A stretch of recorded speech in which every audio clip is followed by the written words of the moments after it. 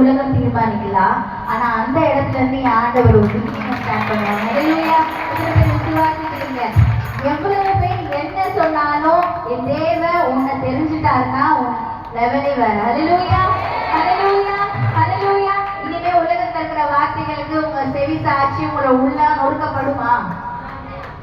யாராவது பாஸ்டர் கிட்ட வந்து அழுங்க, நோட் பண்ணி வச்சுக்கோங்க. யாராவது ஐயா எனக்கு கஷ்டமா இருக்கு, எனக்காக பிரேயர் பண்ணுங்கன்னு யாராவது வந்து சொன்னாங்கன்னா அவங்களுக்கு விசுவாசமே இல்லை. ஹalleluya. மனுஷன் நொறுக்குவான். ஹalleluya. மாறினாதான் மனுஷன். ஹalleluya. இல்லைன்னா எல்லாரும் தேவன் ஆயிடுவாங்க. ஹalleluya. தேவன் ஒரு விஷயத்தை அனுமதிக்கிறார் என்றால் எல்லாமே நன்மைக்குதான். ஹalleluya.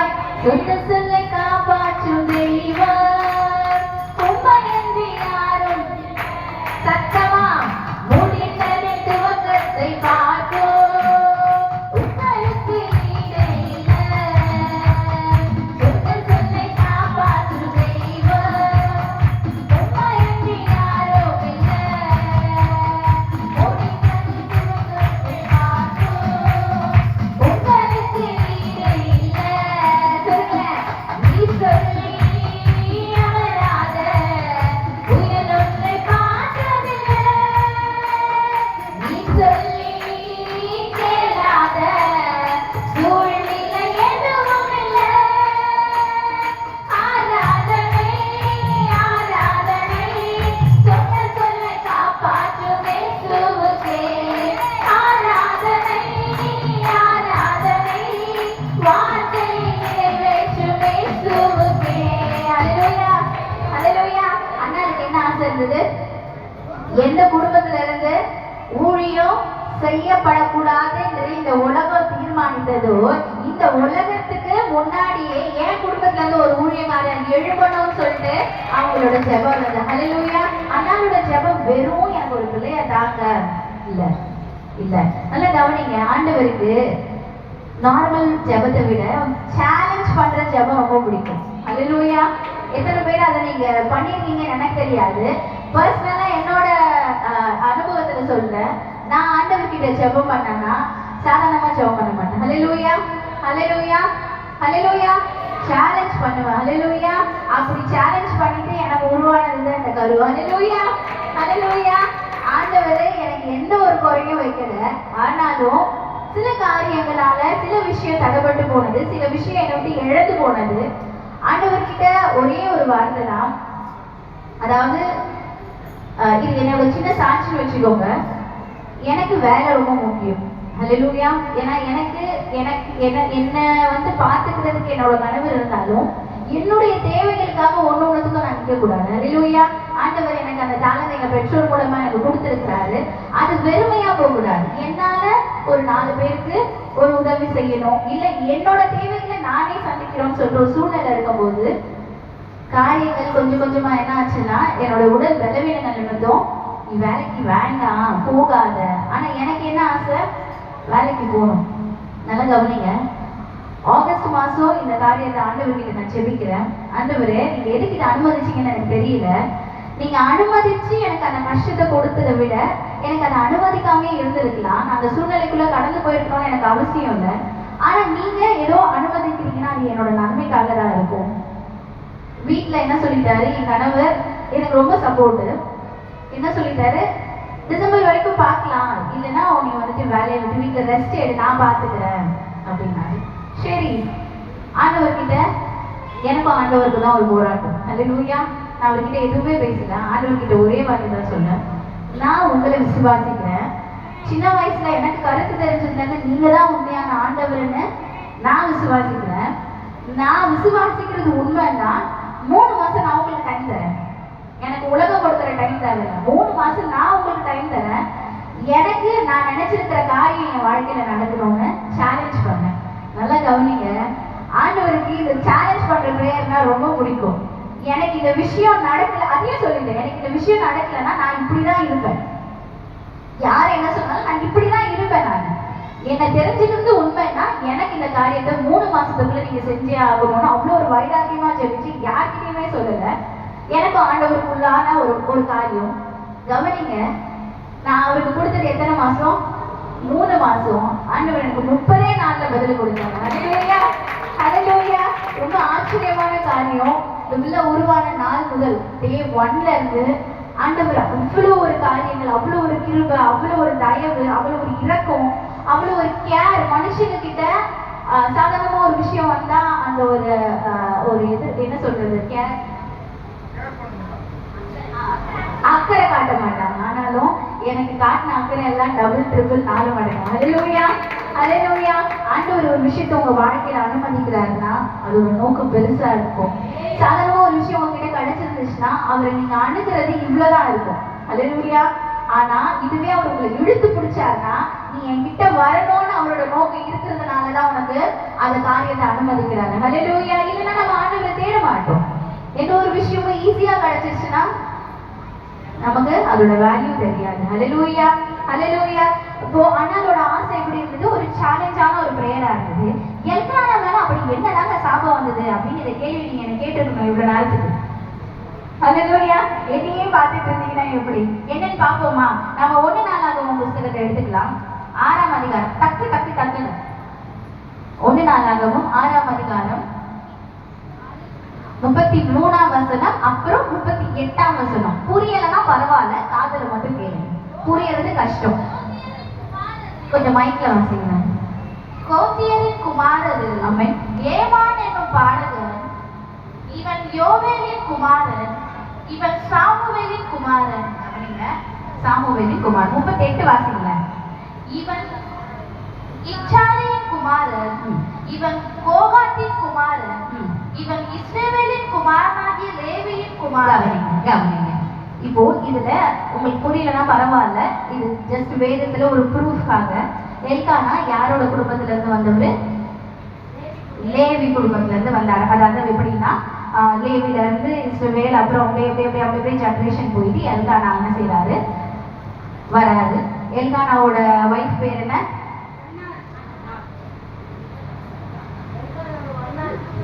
எல்கானாவோட வைஃப் பேர் என்னங்க?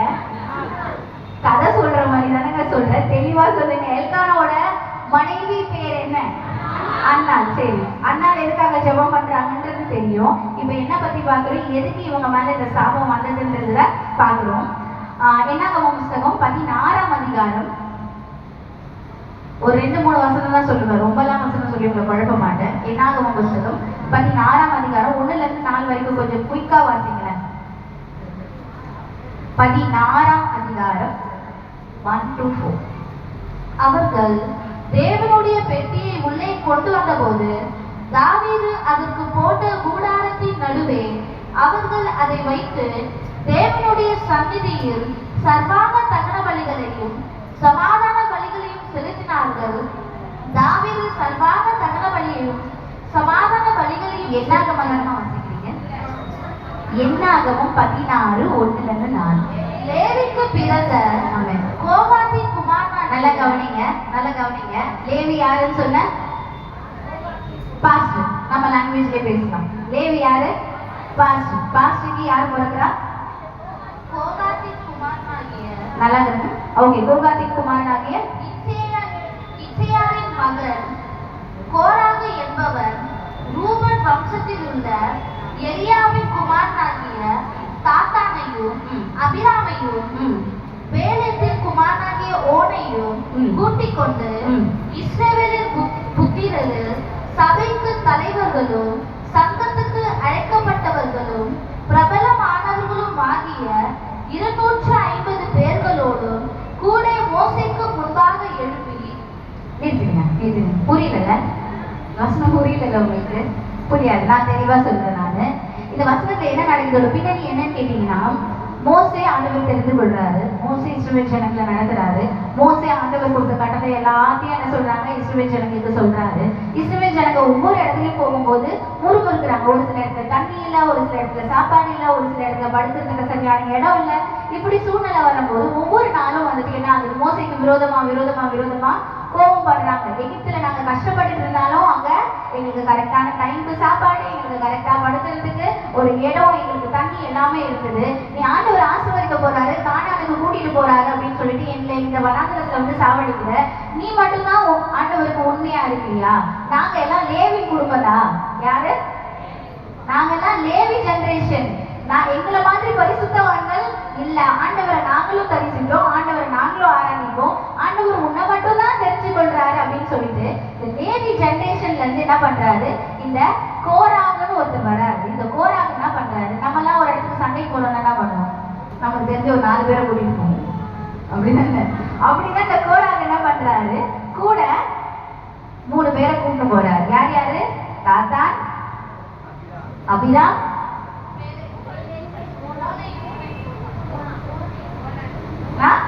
தெளிவா படிங்க, ஓனா இல்ல, தெளிவா படிங்க, ஓனி. ஹல்லேலூயா. இப்போ கோராக யாரு? லேவி குடும்பத்துல இருந்து வந்திருக்கிறாரு. கோராக கூட யார் யார் போறாங்க? தாத்தான். நல்லா கவனிங்க, இந்த 4 பேரும் ஞாபகம் இருக்கணும். தாத்தான், அபிராம், ஓனி. ஹல்லேலூயா. இந்த 3 பேரோட சேர்த்து அந்த இடத்துல இருக்கிற பெரிய பெரிய தலைவர்கள், முக்கியமானவர்கள், மூப்பர்கள் இப்படின்னு சொல்லிட்டு ஒரு 250 பேர் என்ன செய்யறாரு, கூட்டிக்கிட்டு யாருக்கு விரோதமா போறாரு? மோசேக்கு விரோதமா போறாரு. எதுக்காக? ஆண்டவர் உன்னை மட்டும் தான் தெரிஞ்சுட்டாரா, நாங்க இருக்கோம்டா, எங்க கூட்டம் இருக்கிறோம்டா அப்படின்னும் போது மோசே யாரால? ஆண்டவரால தெரிந்து கொள்ளப்பட்ட ஆளாச்சு. நம்ம ஆண்டவருக்கு தான் யாராவது அழுது ஜெபம் பண்ணாலே தாங்க முடியாது. ஹல்லேலூயா, ஹல்லேலூயா. மோசே போய் என்ன செய்யறாரு, ஆண்டவரே இந்த என் சொந்த ஜனங்களே எனக்கு விரோதமாக வராங்களே, நீங்க சொல்லிட்டாலே இந்த ஜனங்களை நான் வழி நடத்துறேன்னு சொல்லும் போது அந்த இடத்துல என்ன ஆகுதுன்னா, அந்த கூட்டம் நின்றுட்டு இருந்த, இப்ப வாசிங்க என்னாகும் 16:31 இருந்து 33 வரைக்கும் வாசிங்க. ஆமென். நல்லா கவனிங்க. ஆண்டவருக்கு விரோதமாக, அதாவது ஆண்டவர் தெரிந்து கொண்ட உங்களுக்கு விரோதமாக யார் எழும்பினாலும் நீ ஒன்றுமே செய்ய தேவையில்லை. ஹல்லேலூயா. யார் பார்த்து பாரு.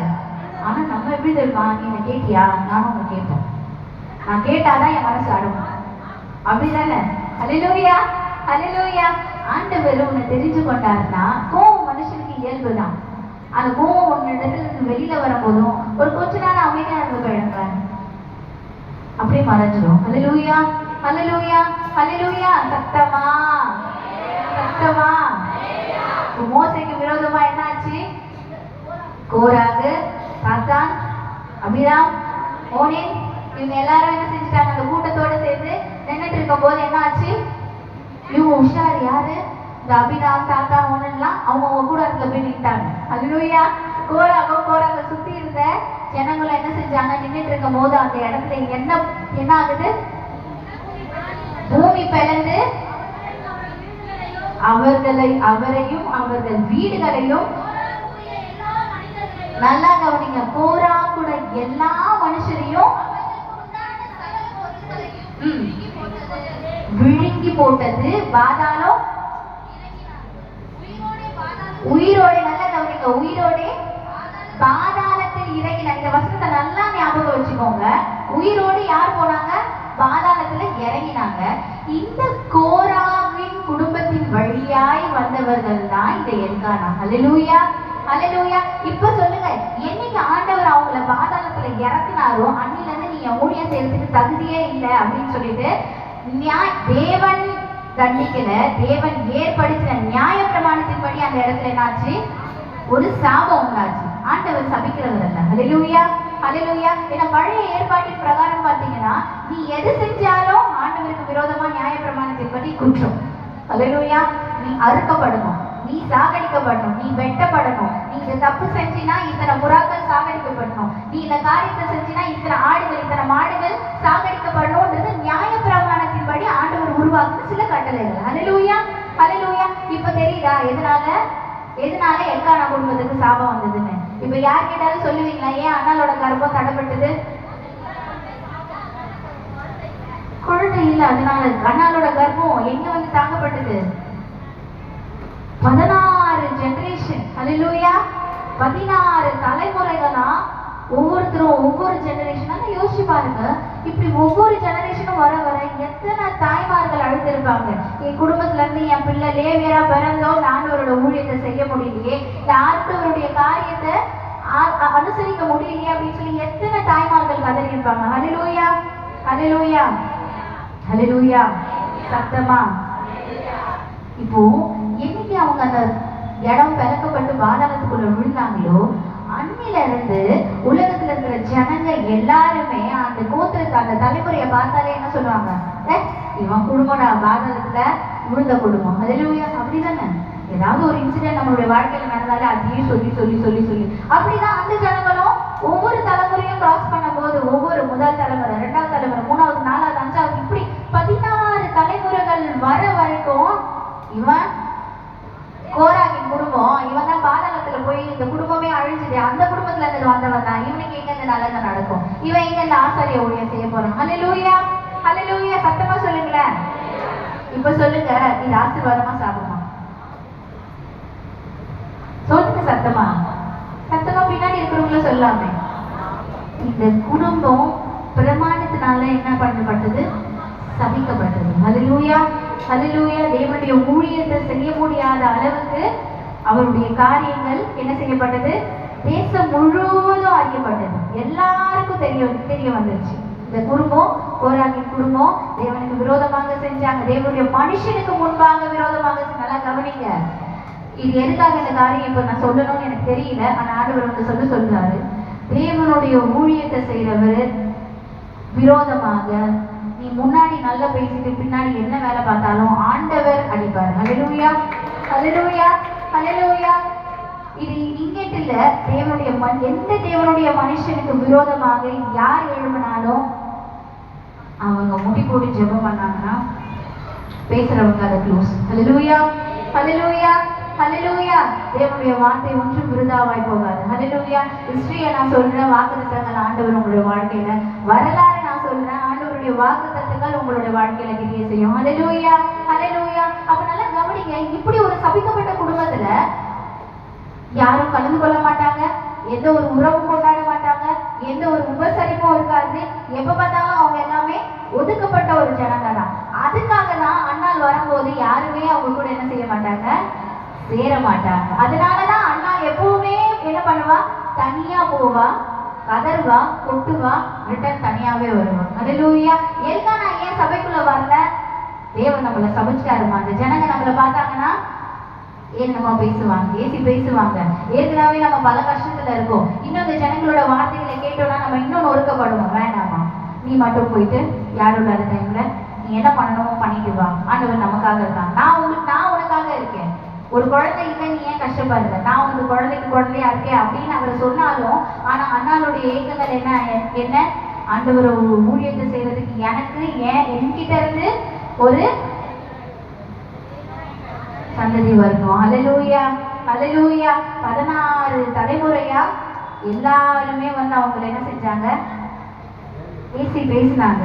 சபிக்கப்பட்ட குடும்பம் சொன்னாங்க. ஒரு பொது இடத்துல கூட அவங்களால கலந்து கொள்ள முடியாத ஒரு சூழ்நிலை. ஆனா அண்ணா தனியாவே வருவாங்க, தனியாவே போவோம். அப்ப அவங்களோட யோசிச்சு பாருங்க, அவங்களுடைய சூழ்நிலை எல்லாம் எப்படி இருக்கும்னு. உங்க குடும்பத்துல யாராவது சண்டை போட்டு உங்ககிட்ட பேசாம இருந்தாலும் எப்படி இருக்கும்? அப்படி இருக்கும்போது ஒரு சமுதாயத்துல நீங்க இருக்கும்போது நீங்க மட்டும் தள்ளப்பட்டுட்டீங்க அப்படின்னா உங்களோட சூழ்நிலை எப்படி இருக்கும்? ஹல்லேலூயா. ஹல்லேலூயா. ஆனா எல்கானாவுக்கு அங்க இன்ட்ரெஸ்ட் இருந்திருக்கும். யோசிச்சு பாருங்க, எல்கானாக்கு நான் கடவுளுக்காக ஊழியம் செய்யணும், எனக்கு அந்த ஆசை இருக்கு, ஆனா அவனால என்ன செய்ய முடியல. அந்த மாதிரிதான் நம்மளுடைய சூழ்நிலைகளும் ஒரு வேலிடான ரீசன் இருக்கும் நம்மளுக்கு. ஆண்டவர் நம்முடைய வாழ்க்கையில எது செஞ்சாலும் நமக்கு எனக்கு இது செய்யணும்னு ஆசை, ஆண்டவர் எனக்கு இது பண்ணணும்னு ஆசை. அந்த ஜனங்க என்ன செய்ய மாட்டாங்க, பண்ண விட மாட்டாங்க. இவங்க பேச்சினாலே நான் இந்த இடத்துக்கு வர முடியல. ஹல்லேலூயா. ஆண்டவர் இன்னைக்கு சொல்றாரு, ஜனங்க என்ன பண்ணாலும், எப்பேற்பட்ட சூழ்நிலையில இருந்து உங்களை நொறுக்கினாலும், தேவன் ஆண்டவர் உங்களை தலை தூக்கணும்னு நினைச்சிட்டாருன்னா உங்க தலையை யாராலும் கீழே சாய்க்க முடியாது. ஹல்லேலூயா. ஹல்லேலூயா. எத்தனை பேர் விசுவாசிக்கிறீங்க? தைரியமா சத்தமா ஒரு ஹல்லேலூயா சொல்றீங்களா? ஹல்லேலூயா. ஹல்லேலூயா. ஒருத்தன் கூட இந்த 16 தலைமுறைகள்ல ஒருத்தன் கூட ஆண்டவருக்கு ஊழியம் செய்ய முடியல. அப்ப அந்த இடத்துல எப்பேற்பட்ட சூழ்நிலை இருந்திருக்கும். ஹல்லேலூயா. ஹல்லேலூயா.